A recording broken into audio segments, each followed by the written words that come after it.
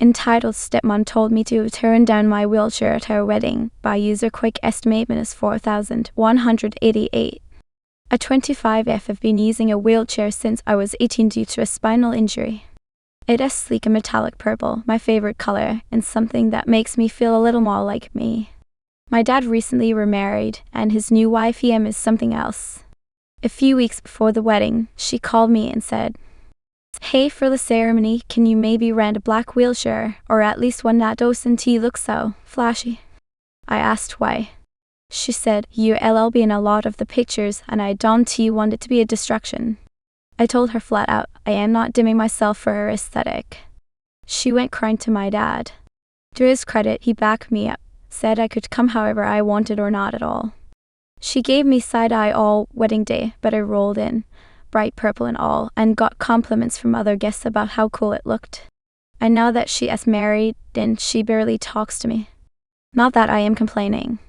Entitled Mom demands my daughter as plushie mid-flight because her son is tired, by user desperate let's 679. At 27F was on a 5-hour flight last weekend with my 3-year-old. It was her first time on a plane, so to keep her calm, we brought her favorite stuffed fox, her comfort toy. She clutched that thing like a lifeline during takeoff. About an hour in, a boy, maybe 5 or 6 in the row ahead of us, starts crying and fussing. No big deal, we've all been there. His mom turns around and points at my daughter's stuffed fox and goes, "He is just really overstimulated. Would she mind sharing her toy for a bit?" I blinked, then said gently, "Sorry, she doesn't share this one. It helps with her anxiety." She sighed dramatically and said, "This is why kids today are so selfish." I didn't respond. But then she whispered, not quietly, "Some people shouldn't be allowed to have kids if they can teach them basic manners." Oh, okay. That flipped a switch. So I said loud enough for others to hear, "If you read that worried about your kid's comfort, maybe pack something he actually likes instead of trying to guilt trip strangers into handing theirs over."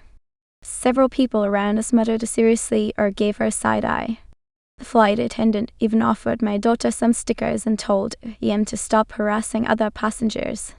She didn't say another word the rest of the flight. My mom signed me up for a promise someone as make a wish date by user low macaron 7617. This still makes my blood boil, and it happened back in my senior year. At 18F was born with a pretty visible birthmark across half my face and had multiple surgeries to help, but the scars remain. I've also been deaf since birth. Despite that, I am pretty confident and had a few close friends. Well, I decided not to go to prom because it just wasn't my scene, and I wanted to save money. 1 week before prom, my mom sat me down smiling ear to ear and said she got me a date. She had signed me up to go with a boy in our town who was recovering from leukemia. I didn't even know him. His mom and mine are apparently friends and agreed it would be so sweet if we went together. They even posted a photo collage of us online like it was some rom-com. I called her out immediately. She said, "I just thought this would be your only chance to go to prom." I said, "Why? Because I am deaf and have scars?" She didn't answer. I cancelled everything. I didn't go. And the worst part? That poor boy thought I had set it up. He apologized for my mom's behavior when he found out. My mom still tries to frame it like I missed out on a beautiful moment. Now I dodged a manipulative nightmare.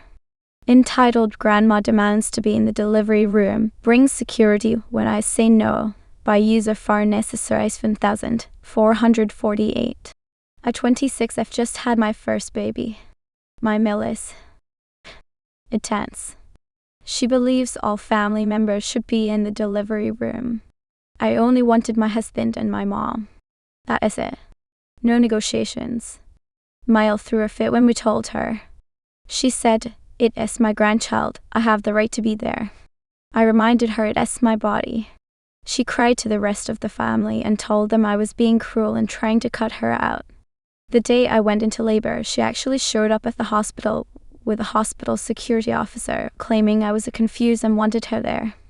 The nurse said, "Mom, if you don't leave voluntarily, I'll escort you out."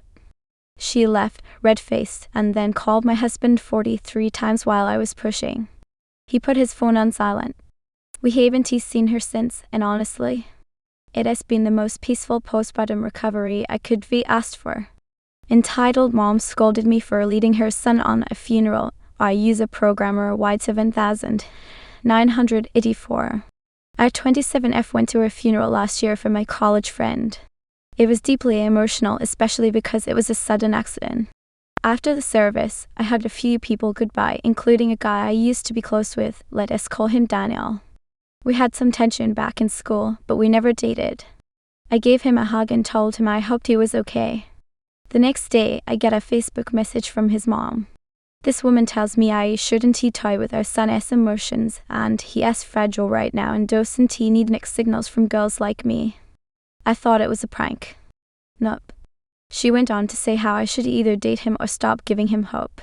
All because I hugged him at a funeral. I told her to lose my number and block me. Instead, she posted a passive-aggressive status about fake women who pretend to care. Daniel later apologized profusely, said his mom has boundary issues, and begged me not to judge him based on her. We're really cool now, but I will never forget the audacity of being called manipulative for showing human comfort at a funeral.